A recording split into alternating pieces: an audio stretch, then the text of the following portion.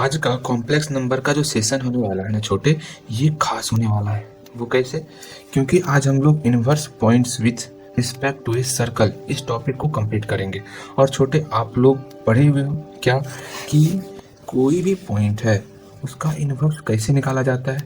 अभी हम लोग लाइन के लिए एक बार देख लेते हैं। लाइन में छोटे आप लोगों ने पढ़ा हुआ है ना, जैसे हम लोग कोई एक पॉइंट 2,3 लिए, इस 2,3 का with respect to X axis इसका इन्वर्स क्या होगा? इधर हो जाएगा 2,-3, इसका जस्ट इन्वर्स हो जाएगा। ये मिरर का काम करेगा। अगर वाई एक्सिस के थ्रू इसका इन्वर्स निकालना हो तो इसका इन्वर्स इस साइड क्या हो जाएगा? -2,3। ये हम लोग जान रहे हैं छोटे।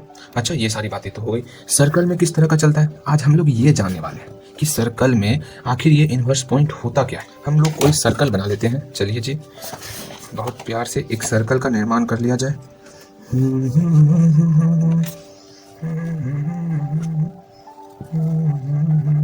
चलो, सर्कल बन चुका है। अब सर्कल में सेंटर भी डाल दिया जाए। चलिए जी, अभी जो मैं 2 मिनट का आने वाला हूँ ना, मैं जो भी कहूँगा आप उसको अपने दिमाग में आने देना, ठीक है? पहले 2 मिनट मेरी बात को सुन लो, उसके बाद शायद डाउट आपका नहीं बचेगा। हम लोग inverse points with respect to a circle, तो हम लोग सर्कल में इनवर्स पॉइंट किसको कहेंगे? अगर कोई सर्कल में हम कोई 2 पॉइंट लिए, एक पॉइंट है ए, एक पॉइंट है बी, ये ए और बी एक दूसरे का इनवर्स तभी होगा जैसे यहाँ पर ये दोनों पॉइंट एक दूसरे का इन्वर्स था, उसी तरह, लेकिन ये लाइन का कंडीशन था। इसी तरह सर्कल में ए और बी पॉइंट एक दूसरे का इन्वर्स तभी होगा जब ये 3 प्रॉपर्टी को सेटिस्फाई करें। पहला, ये तीनों पॉइंट कॉलिनियर होना चाहिए। क्या होना चाहिए? कॉलिनियर होना चाहिए, ठीक है? एंड सेकेंड कंडीशन है कि ये तीनों पॉइंट एक ही साइड में होना चाहिए। जैसे ये सर्कल के सिर्फ एक ही साइड है, बिल्कुल सही, एक ही साइड में ये तीनों पॉइंट होना चाहिए। और लास्ट कंडीशन जो कि बेहद ही इंपॉर्टेंट कंडीशन है, वो है कि सी ए, ध्यान से देखो, ड्रो को, ये सी ए और सी बी जब दोनों का मल्टीप्लाई करेंगे ना, तो वो आर स्क्वायर के बराबर हो जाए। आर कहाँ से कहाँ तक का डिस्टेंस है? यहाँ से लेके यहाँ तक का डिस्टेंस स्मॉल आर है ना? बिल्कुल सही। अच्छा छोटे, मुझे आप बताओगे, मैंने आपको बताया हुआ है कि इस सर्कल का, जो मैंने यहाँ पर सर्कल बनाया हुआ है, इस सर्कल का कॉम्प्लेक्स फॉर्म में जनरल इक्वेशन क्या होगा? बोलो छोटे, आप बोलोगे भैया z इंटू कंजुगेट z, फिर प्लस इस z का मल्टीप्लाई कंजुगेट b के साथ, फिर इस कंजुगेट z का मल्टीप्लाई स्मॉल b के साथ, फिर प्लस c इक्वल टू 0। ये इसका जनरल इक्वेशन होता है, जिसमें सेंटर क्या छोटे, जिसमें सेंटर क्या होगा? -b, एंड जिसका रेडियस क्या होगा? √100 b into conjugate b minus c। बिल्कुल सही। अच्छा, एक आप एग्जांपल बताओगे, मैं आपको एक क्वेश्चन दे रहा हूँ, ध्यानपूर्वक समझना। अगर हमको दिया हुआ है, हमको क्या दिया हुआ है कि अगर Z1 और Z2 एक दूसरे का इन्वर्स पॉइंट है, Z1 और Z2 क्या है? एक दूसरे का इन्वर्स पॉइंट है। ऐसे सपोज मान लो A जो है Z1 है और B क्या है? Z2 है। उस कंडीशन में हमको ये प्रूफ करना है, क्या प्रूफ करना है? कि ये Z1 और Z2 इस इक्वेशन को सेटिस्फाई करेगा। दैट इज हमारा ये इक्वेशन आएगा, Z की जगह पर Z1 और, ध्यान से समझो, Z की जगह पर क्या आएगा? Z1 और कंजुगेट Z की जगह पर कंजुगेट Z2 आएगा। इस तरह का इक्वेशन बनेगा। ये हमको प्रूफ करना है। प्रूफ हो जाएगा आपसे। क्या प्रूफ करना है? एक बार दोहराओ मेरे साथ। Z1 conjugate Z2 plus conjugate B, फिर Z की जगह पर Z1 प्लस B, फिर कंजुगेट Z की जगह पर बोलो conjugate Z2, and again plus c equal to 0। ऐसा हमको प्रूफ करना है। आपसे प्रूफ हो जाएगा। बहुत अच्छी बात। चलो छोटे, मैं आपको कुछ एम देता हूँ, इसके सहारे आप आसानी से इसको प्रूफ कर सकते हो। आपका पहला एम रहेगा कि आपको ये तो पता है कि ये, ध्यानपूर्वक देखो, ये जो सी ए लाइन है, इसी लाइन के ऊपर ये सी ए लाइन भी है और इसी लाइन के ऊपर ये सी बी लाइन भी है। समझ रहे हो? ये सी बी लाइन भी इसी लाइन के ऊपर है। मतलब सारे लाइन का एंगल कितना है? 0 डिग्री है, क्योंकि डायरेक्शन इस साइड है। सी ए और सी बी दोनों का एंगल कितना होगा? बोलो बोलो, मेरे साथ बोलो, दोनों का एंगल कितना होगा? 0 डिग्री। अच्छा जी, इसका मतलब पहले एम पर जाने से पहले बस मैं आपका 1 मिनट लेना चाहता हूँ। वो क्या कि अगर कोई भी कॉम्प्लेक्स नंबर हो, z equal to r into cos theta plus i sine theta, हम इस कॉम्प्लेक्स नंबर को या तो x प्लस आई वाई या फिर पोलर फॉर्म में दिखाते हैं। हम लोग यहाँ पर पोलर फॉर्म लिखे हुए हैं। इसमें आप हमेशा ध्यान में रखना कि थीटा बराबर होता है आर्गूमेंट ऑफ कॉम्प्लेक्स नंबर, और ये r बराबर होता है इस z का मैग्नीट्यूड। ये आपको ध्यान में रखना है, ठीक? 2 चीज़ें और ध्यान में रखनी है। वो क्या? वो भी देख लो कि आर्गूमेंट ऑफ z बराबर होता है minus argument of conjugate z, and again magnitude of z बराबर होता है मैग्नीट्यूड ऑफ कंजुगेट z। अगर इसको समझना है तो सिंपल सा यहाँ देखो, जैसे मान लिया ये कोई z है, ठीक? इसका एंगल क्या होगा? ये थीटा होगा। इसी थीटा को हम क्या कहते हैं? Argument of z। अब इस z का कंजुगेट इधर होगा, इस जेड का कंजुगेट। ध्यान देना कंजुगेट में हमेशा एक्स एक्सिस के थ्रू रिफ्लेक्शन होता है, लेकिन इन्वर्स पॉइंट में एक्स के थ्रू कहा जाए या वाई के थ्रू कहा जाए, दोनों तरीके से होता है। ओके, अब कंजुगेट जेड का एंगल क्या हो जाएगा, ये इस डायरेक्शन में था, अब इधर अपोजिट डायरेक्शन में हो गया, तो ये क्या हो गया माइनस थीटा। इसका मतलब हम जानते हैं कि माइनस थीटा, थीटा किसके बराबर है, आर्गुमेंट ऑफ जेड के बराबर। यहाँ माइनस आगे में लगा हुआ है तो minus argument of conjugate z, गलत, minus argument of z. Theta किसके बराबर है, आर्गुमेंट ऑफ जेड के बराबर, तो माइनस आर्गुमेंट ऑफ जेड। इसका मतलब ये जो कंजुगेट जेड है इसका आर्गुमेंट क्या हो गया माइनस थीटा, जिसको हम लोग कहते हैं माइनस आर्गुमेंट ऑफ जेड।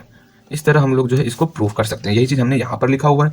और mod Z equal to conjugate Z का मोड, दोनों का आप मोड निकालोगे तो दोनों का वैल्यू सेम आएगा। बहुत सिंपल सा है। चलो एक बार हम फिर से दोहरा रहे हैं कि अगर हमको दिया हुआ है कि Z1 और Z2 एक दूसरे का इन्वर्स है, उस कंडीशन में हमको प्रूफ करना है कि ये इक्वेशन को ये Z1 और Z2 इस प्रकार से सेटिस्फाई करेगा कि Z की जगह पर Z1 और कंजुगेट Z की जगह पर कंजुगेट Z2 आ जाएगा। ये काफ़ी इंपॉर्टेंट थ्योरम है जो आपको आगे काम देगा। ठीक, तो हम लोग अपने एम की तरफ आते हैं। हम लोग को पहला काम करना है कि CA और CB, कौन कौन सा, CA और CB दोनों का तो एंगल सेम रहेगा ना, जिसको हम लोग आर्गुमेंट ऑफ CA कहेंगे equal to argument of CB।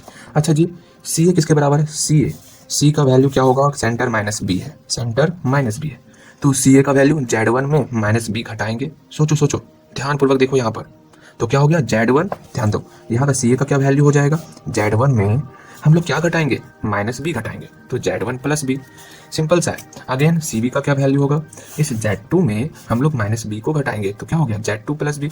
आराम से हम लोग CA और CB की जगह पर लिख करके छोटे हम लोग CA का तैयारी कर लेंगे क्या, चलो जी CA का तैयारी कर लो छोटे। And again argument of CB Z2 plus B।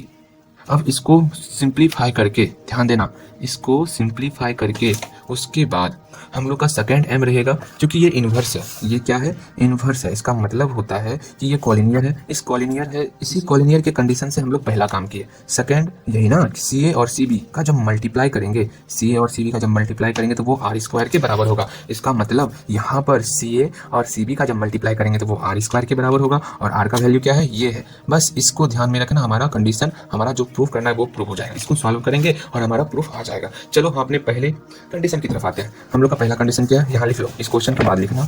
Now क्या करना है, आर्गुमेंट ऑफ CA बराबर करना है हमको आर्गुमेंट ऑफ CB के। अब देखो छोटे, आर्गुमेंट ऑफ CA क्या हो गया, argument of Z1 plus B, argument of Z1 plus B equal to argument of Z2 plus B। यहाँ से हम लोग इसको लिख लिया भली भांति, और हमेशा ध्यान में रखना हमको प्रूफ क्या करना है, इस टर्म को, और इस टर्म में Z2 क्या है, कंजुगेट। अच्छा जी, उसका भी काम आएगा। पहले इस टर्म को इधर लेते आओ, तो क्या हो गया, argument of Z1 plus B minus argument of Z2 plus B का छोटे, ठीक है ना। अब देखो आर्गुमेंट में हम लोग पढ़े हुए हैं, ये एक तरह से लॉग की तरह वर्क करता है, log m minus log n, log m बटे n। उसी तरह ये भी वर्क करता है, क्या होगा, argument of Z1 plus B बटे Z2 प्लस B। ला ला ला ला। अब देखो यहाँ पे छोटे, एक काम करोगे, हमको यहाँ बटे में तो प्रूफ नहीं करना, हमको यहाँ प्रूफ करना है इनटू के फॉर्म में। इसको बटे मत करो, इसको क्या करो, सिंपल सा इसका फॉर्मूला कर लो, जो कि हमको Z2 कंजुगेट दिया हुआ है, और यहाँ हम लोग जान रहे हैं कि आर्गुमेंट ऑफ Z बराबर होता है माइनस आर्गुमेंट ऑफ Z का कंजुगेट। इसका मतलब ये जो वैल्यू है, ये वैल्यू क्या है, आर्गुमेंट ऑफ Z। अब Z की जगह पर हम लोग कंजुगेट Z पुट करेंगे, इसके जगह पर क्या पुट करेंगे, कंजुगेट Z। तो आर्गुमेंट ऑफ Z बराबर minus argument of conjugate Z, minus minus मिलकर प्लस हो जाएगा। अब देखो, अब जैसे यहाँ प्लस हो गया, ये दोनों आपस में मल्टीप्लाई होगा और हमारा मल्टीप्लाई के रूप में आंसर आ जाएगा, जो कि हमको प्रूफ भी करना है। अच्छा जी, यहाँ से हम लोग का भाग चमक रहा है, ये आर्गुमेंट ऑफ होगा छोटे, क्या कर रहे हो।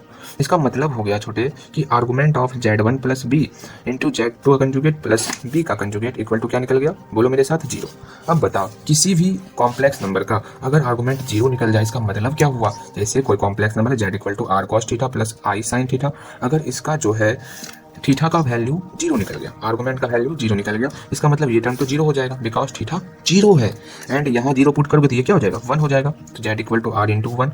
इसका मतलब Z का वैल्यू R हो गया, और इसी R को हम लोग कहते हैं ना, क्या कहते हैं, Z equal to mod Z। R को हम लोग मोड Z कहते हैं और थीटा को हम लोग आर्गुमेंट ऑफ Z कहते हैं, दोनों एक ही नाम है। इसका मतलब आप मोड Z कहो या Z कहो, दोनों सेम होगा अगर एंगल 0 डिग्री होता है तो। इसका मतलब सो यहाँ पर लिखो, ये जो टर्म है, ये टर्म हमारा प्योरली रियल नंबर है, क्या है, Z1 plus B into Z2 का कंजुगेट प्लस B का conjugate is purely real number. जब ये प्योरली रियल नंबर है इसका मतलब इसका जो मैग्नीट्यूड होगा वो उसी कॉम्प्लेक्स नंबर के बराबर होगा। अगर एंगल क्या हुआ, एंड एंगल कितना है 0 डिग्री, इसलिए mod of Z1 plus B into Z2 plus conjugate B equal to क्या हो गया छोटे, बोलो बोलो, Z1 plus B and again Z2 conjugate plus B का कंजुगेट। चलो हम लोग का पहला कंडीशन कंप्लीट। अब हम लोग सेकंड कंडीशन पर आएंगे। हम लोग का ये कंडीशन है C A into C B equal to R square. चलिए जी, चलिए सेकंड कंडीशन अगेन क्या था, सी ए राजा C A into C B equal to R square. C A का वैल्यू क्या है, सी ए का वैल्यू क्या है, कहाँ है, देखो सी ए का वैल्यू क्या है, इसका डिस्टेंस लेना है। क्या लेना है, डिस्टेंस। तो मोड में डिस्टेंस आ जाएगा, क्योंकि पता नहीं है ना कि Z1 और बी में नेगेटिव हो रहा है या पॉजिटिव, हमको तो हमेशा पॉजिटिव चाहिए ना, इसलिए मोड लगाते हैं। मोड का काम है नेगेटिव को पॉजिटिव बनाए रखना, या फिर पॉजिटिव हुआ तो वो तो पॉजिटिव ऑलरेडी है ही, तो सिर्फ इसमें मोड लगा देना है। Z1 प्लस बी और सी बी का वैल्यू Z2 प्लस बी। तो लिखो यहाँ पर क्या हो गया, Z1 प्लस बी, यहाँ पर Z2 plus B equal to R का वैल्यू क्या है छोटे, आर का वैल्यू ये है, यहाँ आर स्क्वायर है तो ये रूट मेरा हट जाएगा, तो बी कंजुगेट माइनस सी, तो B conjugate B minus C. That's clear.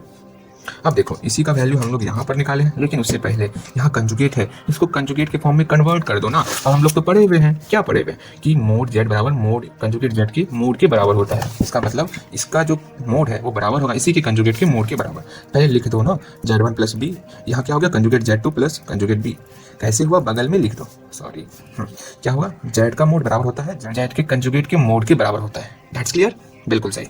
अब देखो ये वैल्यू इक्वल, इसके जगह पर ये वैल्यू पुट कर देंगे तो हो तो गया Z1 plus B into Z2 का कंजुगेट प्लस बी का कंजुगेट इक्वल टू, ये वैल्यू मेरा आ चुका है। इसी को सॉल्व करो और हम लोग का इक्वेशन प्रूव हो जाएगा। ओके, तो सॉल्व कर लिया जाए इसको, और सॉल्व करो तो क्या हो गया, Z1 का मल्टीप्लाई इसके साथ, हाँ जी कर लिए, एंड अगेन इसका मल्टीप्लाई इसके साथ, तो plus conjugate Z1 into conjugate B plus इसका मल्टीप्लाई इसके साथ B into conjugate Z2 and again इसका मल्टीप्लाई इसके साथ B इंटू कंजुगेट B। इस टर्म को इधर लेते आओ तो माइनस, क्या मजा आ रहा है ना, बहुत अच्छे, ये कैंसिल हो गया एंड अगेन मेरा प्रूव हो चुका है छोटे। हम लोग अब सीरियस नहीं होने वाले, समझ गया, यहीं तक बहुत सीरियसली हम लोग काम कर रहे थे, लेकिन अब सीरियस नहीं रहना। देख अब यहाँ ध्यान दो, अरे सीरियस नहीं रहे तो गलती भी हो गया। ये क्या हो रहा है, प्लस सी इक्वल टू 0। देखो ये हम लोग प्रूव कर दिए क्या, इस इक्वेशन को देखो ध्यानपूर्वक मिलाओ, दोनों इक्वेशन सेटिस्फाई हो रहा है, हाँ जी हो रहा है। इसका मतलब हो गया कि अगर इस तरह का इक्वेशन आ जाए इसका मतलब Z1 और Z2 कन्वर्स होता है। मेरे साथ बोलोगे, अगर Z1 Z2 कन्वर्स है तो इसका मतलब ये इक्वेशन इस इक्वेशन को सेटिस्फाई करेगा।